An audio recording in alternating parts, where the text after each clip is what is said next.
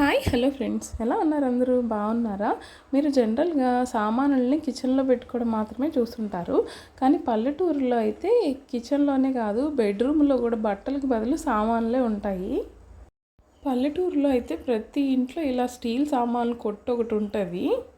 వీటిని వాడేది లేదు, పెట్టేది లేదు. కానీ పండగలు ఏమన్నా వచ్చినప్పుడు క్లీన్ చేసుకునేప్పుడు ఉంటుంది బాగా.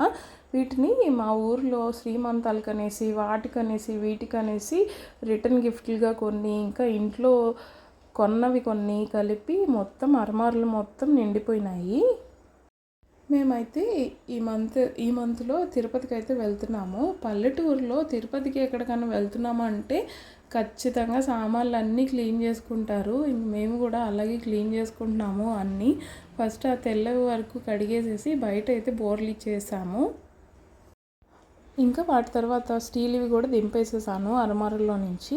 ఇదైతే వాటర్ ఫిల్టర్ అంట, లోపల ఏవో పుల్లల్లాగా ఉన్నాయి, వింతగా ఉంది.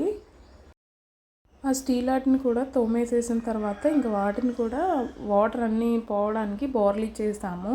అంతకుముందు అయితే తోమడమే కాదు, తుడిచే పని కూడా ఉండేది. కానీ ఇప్పుడు ఆ పని అయితే పెట్టుకోలేదు. వాటిని రివర్స్ తిప్పి పెట్టాము. ఇంకా అందులో నుంచి వాటర్ అన్నీ వెళ్ళిపోయినాయి.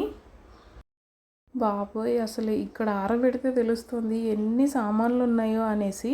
ఇంకా వీటి పని, స్టీల్ వాటి పని కూడా అయిపోయిన తర్వాత ఇంకా నెక్స్ట్ ఇత్తడివి, ఇవి కూడా ఎన్ని ఉన్నాయో.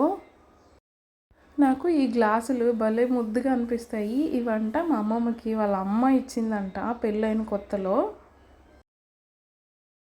ఇంకా ఈ ఇత్తడి వాటి పని కూడా అయిపోయిన తర్వాత ఇంకా అర్మారులో డస్ట్ అంతా క్లీన్ చేసేసి ఇంకా సర్దడం అయితే స్టార్ట్ చేసాము. ఇంకా ఫైనల్గా ఇలాగ ఖాళీగా ఉన్న అర్మారులను అయితే ఇలాగైతే అన్ని సామాన్లతో నింపేసేసాము. అన్ని సామాన్లు తోమేసి సర్దడం అయిపోయిన తర్వాత చూస్తే ఎంత నీట్గా ఉన్నాయో అసలు. మరి మీ ఇంట్లో కూడా ఇలాంటి సామాన్లు కొట్టు అయితే ఉందా? నాకైతే కమెంట్ చేయడం మర్చిపోకండి. Thank you.